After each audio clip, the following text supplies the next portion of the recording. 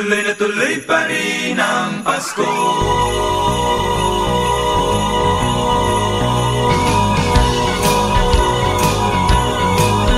Bakit kaya tuwing Pasko ay dumarating na ang bawat isa'y para bang namomroblema?